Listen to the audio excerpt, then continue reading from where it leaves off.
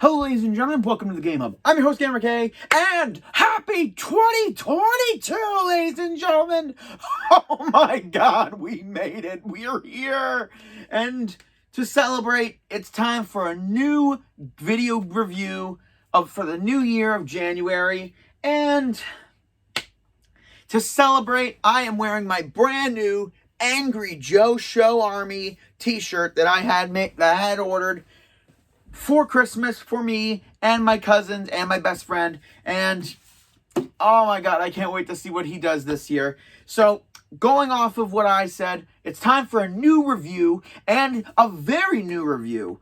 A game that came out last year in September, which is one of my favorite series, and quite honestly, one of my favorite games ever, Life is Strange. And this is Life is Strange True Colors. Now, I heard nothing about this game until before its release on Facebook. And I can't imagine this game not being in my life. I mean, yes, I know I praise a lot of games, but this game is praise to no end. I mean, to start off, let's start off the review right now before I start babbling too much.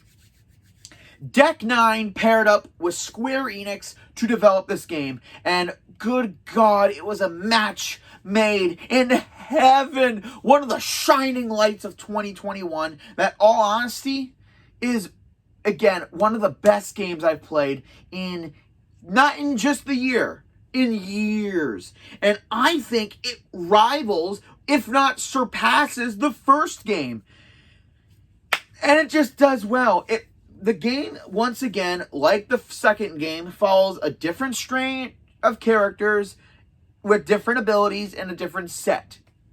Now, I never played the second one because I watched it and it just didn't tickle at my heartstrings, and it just didn't appeal to me game-wise.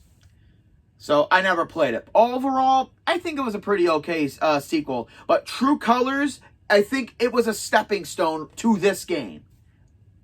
And so we follow 21-year-old Alex Chen, a girl who has been in the foster system for years, since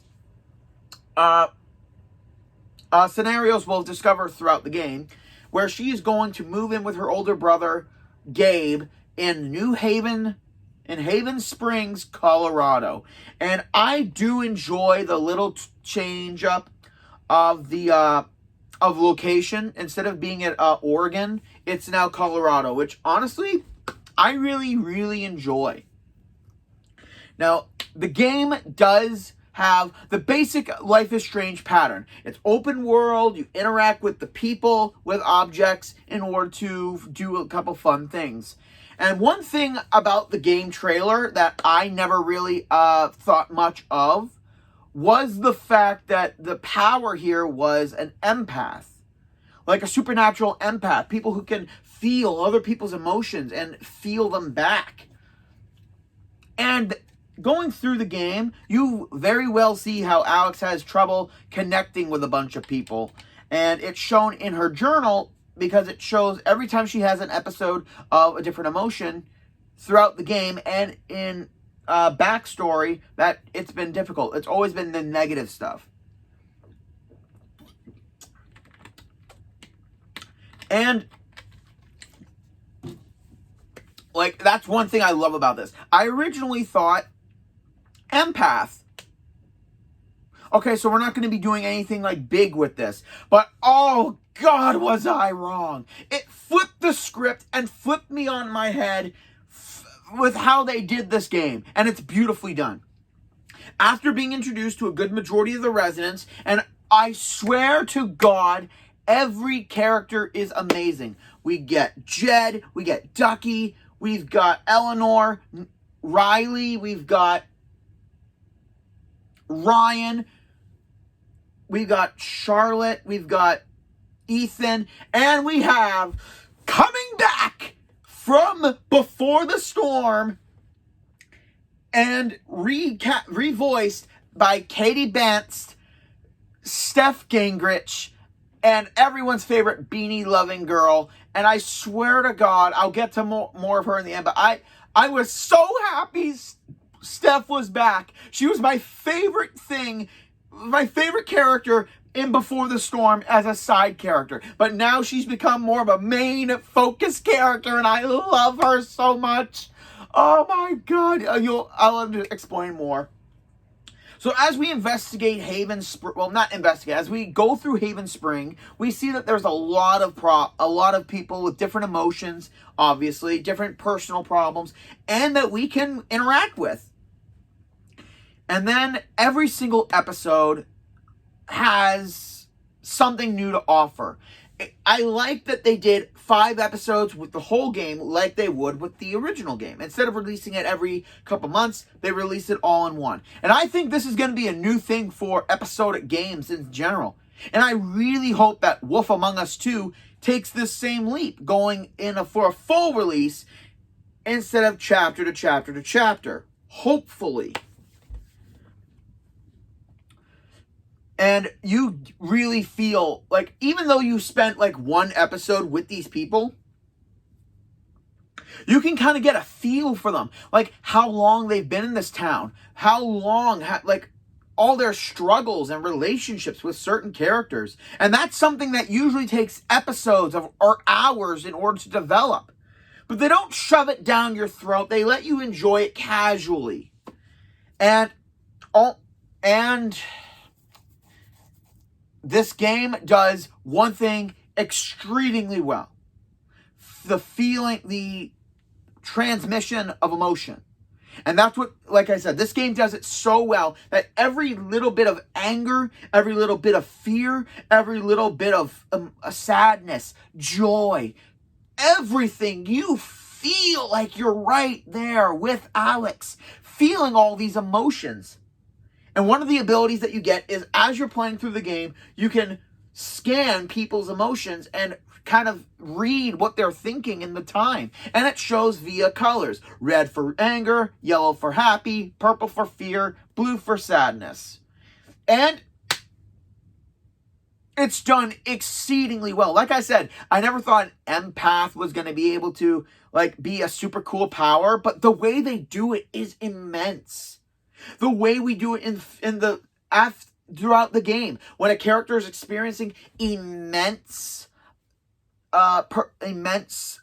emotion, Alex can channel that and see the emotion through the person's eyes. Like when we have to rescue Ethan, he's scared of the monster, and we see the world through his eyes. When we are experiencing sadness or fear or anger, we see it through the person's view and what they're fearful or what their emotions are about. We get to see it in such a cool and dynamic way that I don't think can ever be reproduced in any other kind of medium. Every character has their own specific types of a fear, emotion, and it always translates differently throughout the game. As you progress, Alex can either strip that person's emotion away to help them, or can let them face it on their own. And there's 2 instances where that's really important in the game for the final episode. Now, I know what you're thinking. It's not a Life is Strange game without some sort of mystery. And you're right. Right after, because it's in a mountain area, and there's this development company, Typhon. And basically they're setting off alarms for demolition in order to build a new project, if I'm recalling.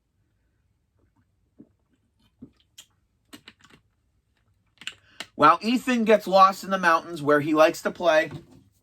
Alex, Gabe, and Ryan, one of the main focuses, have to go and search for him. And once they get him out, the siren goes off and a demolition happens and Gabe gets caught in the middle. So at the end of the first episode, Gabe is dead.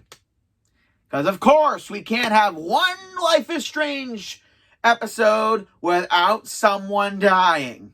Okay, a Life is Strange game without anyone dying. Okay, yeah, that's actually pretty true, which kind of sucks. but at the same time, it thrusts us into an investigation. Oh, I forgot a character, Mac, who's basically the jackass of the game, but overall, you start to feel really bad for him. Hopefully, you guys will, if you put everything into context. And the mystery is what happened to Gabe and who was responsible, and is there a bigger conspiracy happening? Which there is, and I'm not giving anything away for. I'm not going to give anything away because people who haven't played this game, who love the Life is Strange series, need to play this game. It is beautiful. It is well done. And the twist end at the end of episode 4, I'm going to tell you, it rivals Mark Jefferson's. Yeah, remember when this jackass basically said that he could do something dark and creepy, and it went right over everyone's head because it was laughed off at, and it turns out he was the big jackass? Yeah, this game had me swearing, had me shocked, and it takes a lot for me to get shocked about a mystery like that. Like, if I can't predict it, then it's something amazing. And yes, that may be just my own ego saying that I'm great at detective games, which I am. But this one threw me a loop so quick, so hard, I couldn't even explain it. And the final confrontation with the culprit at the end, you really need to help out people of Haven throughout the episodes in certain ways. I'm going to give you guys three bits of advice throughout the game. 1, in episode 4, go into the bar and go see Ducky in the back. Talk to him, help him through his sadness, and it will pay off in the long run. 2, do not strip away Charlotte's anger in episode 3. You will regret it. Do not let her deal with her anger her own way. 3, episode 4, take away Pike's fear. It's gonna make him brave and stand up for himself in the end. And you guys will be needing it for the end. And once again, the ending confrontation is one of the most impactful standoffs and confrontations I've ever seen in a video game. And especially in a video game when your choices tailor the story and make it what it is. It had me feeling powerful and made me feel sad for the culprit a little bit. And it's done so well. Also, the investigation into Gabe, it doesn't hit any big snags, like it doesn't drag on too long, and at certain points you'll think you know what happened. But just like the original Life is Strange, it will flip it on its head and make you second guess yourself every step of the way. And that's something that I love about this game. Now, going on to the side stuff you can do. There's not, for example, in every Life is Strange game, there will be collectibles that you can do. That will kind of give you a little bit of a insight. And the first one, it was Max taking pictures. That were just taking pictures and not really... And then not really anything spectacular. In episode 2, and the game 2, shoot, I forgot the character's name. Man, that makes me a terrible person. Basically, you're just drawing scenery and stuff. And then after before the storm, you just do graffiti with Chloe, which, that was really fun.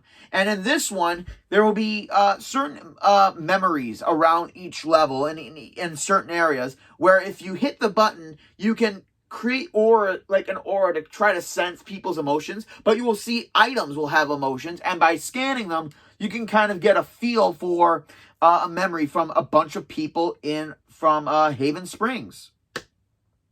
Which, honestly, is a pretty cool collectible. Because Alex is new to this place, it kind of gives a little background on a bunch of other characters. The sadness they felt, the anger, the fear, the joy that they felt. And it works. It's beautifully done. Now, getting into the cast. Okay, right.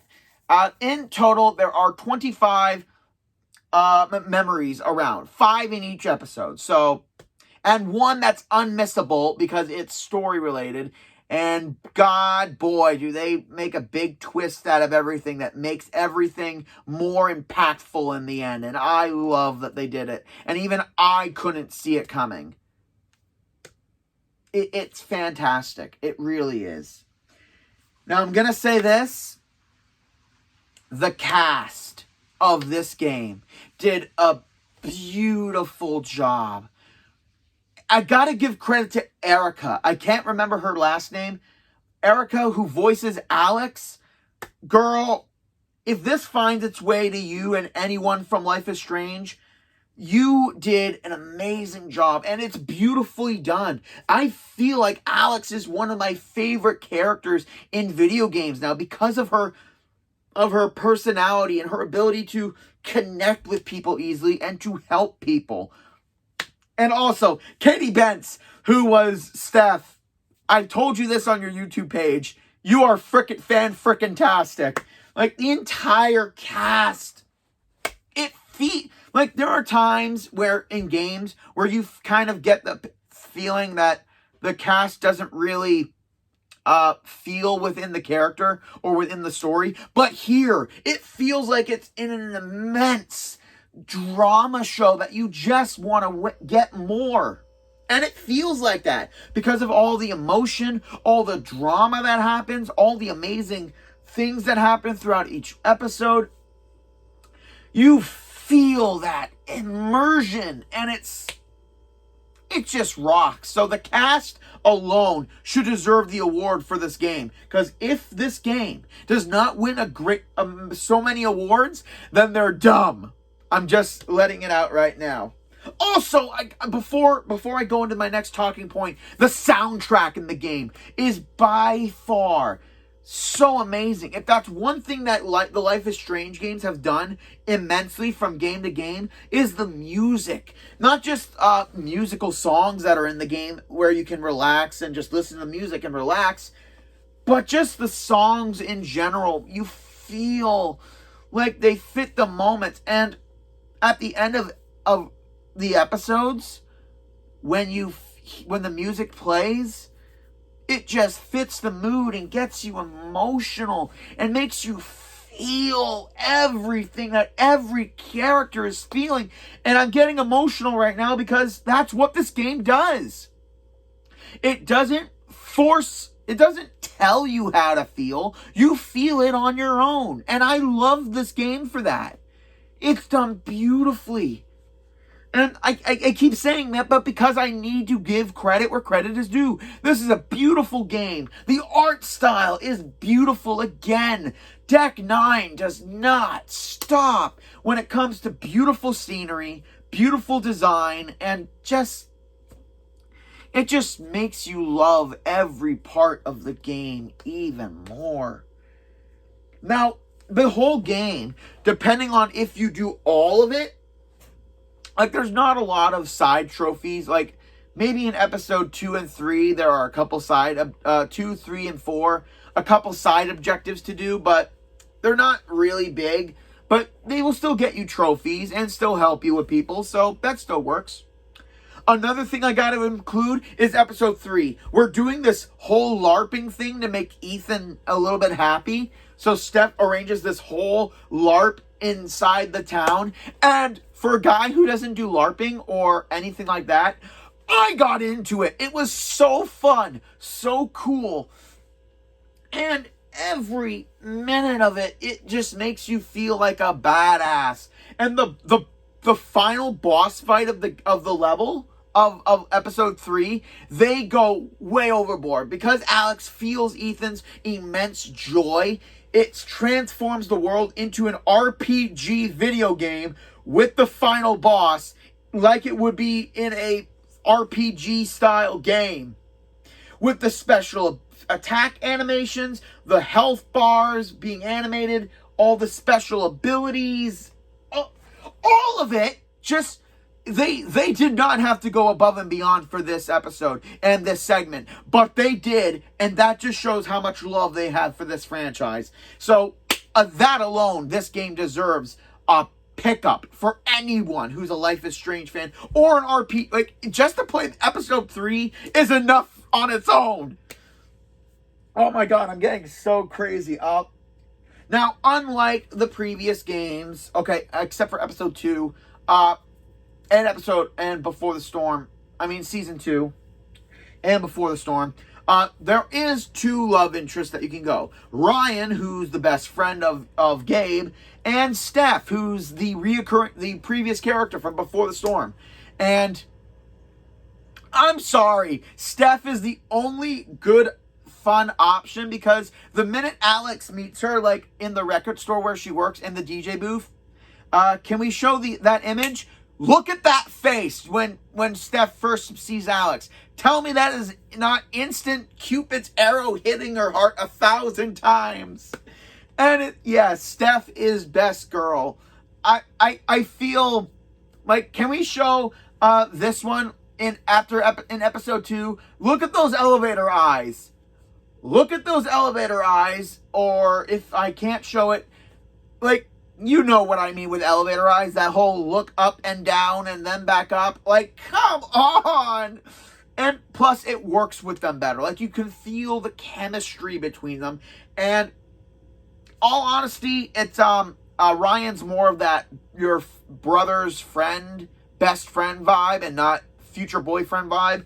But yeah, any chance you guys get, Steph is best girl. And I'm kind of biased about that, but I freaking love it. I love Steph and Alex together. And if they do another game with these characters, can we please have more? Not only that, but there's more moments of her flirting with Steph than there is of Ryan. Especially in episode 3, when you need to create a distraction. Pick Steph for the distraction, because trust me, it's a bigger payoff. It's a big, big payoff in the moments. And again, this is what I love about this game. The cast, the writing, everything makes it feel like a drama, a comedy, a romance novel, everything, a tragedy, everything you feel in this one game. When they shoot for the fences for creating such an impactful story, full of laughs, joy, crying, anger, they don't just shoot for the fence. They shoot to the moon, guys. They are so out there. And it's enjoyable. I've gone overboard so much about this game, but it's justified. Every episode feels like part of the big story. And usually when you get one of those episodic game series, you kind of feel like one episode just kind of feels like it's Like, I believe there's a majority of those. Basically in any episode 4 of a Telltale series, at least for me, it feels like episode 4 is kind of there, like, to kind of get over there, and it kind of doesn't have as much to do with the entirety of the game or story, but that's just my opinion. But every episode in this game has its own little charm to it, and I love that.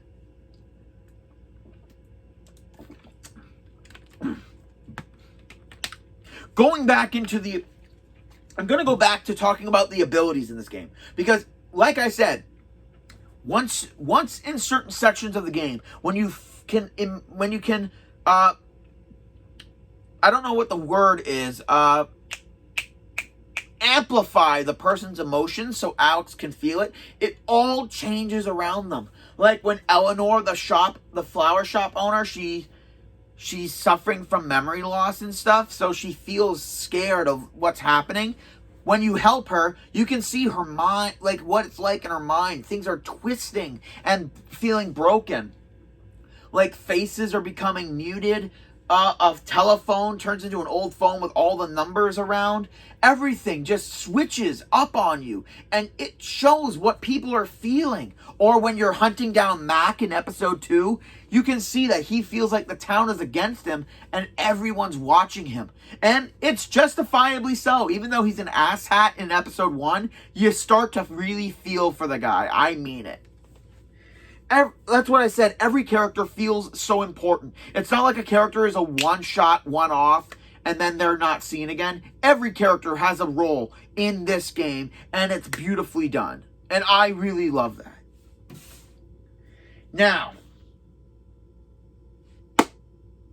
I can't say enough good things about this game. I wish I could continue saying more, but I feel like if I do, I'm going to accidentally say something I don't want to say and spoil it for people. But overall, Life is Strange True Colors, if you go full and do everything you can in every single episode, it will take you about 8 to 10 hours to beat the whole game. And even if you do, you're probably going to want to replay it later because every moment is just beautiful. And you want more of it. You want more of these moments. And once again, if you vote for Game of the Year or something, Life is Strange True Colors needs to be a recommendation, and go vote for it. This game has so much potential, and it just elevated on all the other Life is Strange games, and then made it 10 times better. I can't stop talking about this game. Anytime someone wants a fun game recommendation, okay, you kind of have to be a certain age to play Life is Strange because there are some mature matters in it, which, to be fair, there wasn't enough as much as there was in the first game. But at the same time, if they do another Life is Strange, I want these characters. I want Haven Springs, Colorado. I want Steph. I want Alex. I want Gabe. I want all these characters back because it made me feel, and especially last year, I was going through some really rough shit last year, and this game helped me open up and kind of understand more emotion than I ever thought possible. And this game helped me through that and helped me open up more to people about my feelings and how I feel about stuff. So this game gets an A+ for that, for being an emotional support game and just a game for people to calm and relax and be with their emotions and to be that kind of player like Alex. And again, the game does not stop. And it's just fantastic.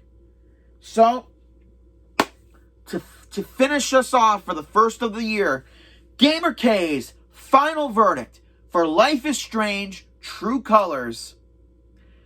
I think this might be a first for the Game Hub. And to start up the new year,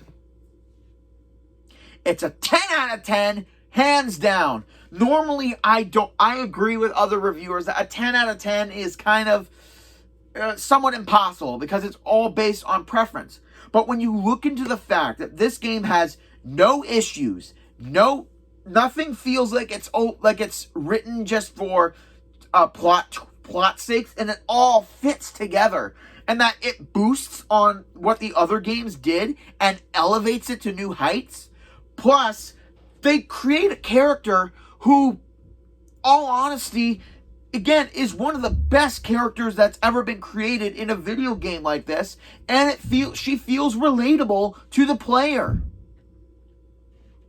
So all in all, it gets a 10 out of 10 because there's nothing wrong with this game. I never felt like it was too long. I never felt like I wanted more. I never felt like I could predict what was going to happen and it wasn't going to shock me, because it did that and more. So Life is Strange True Colors is a game of the year for me.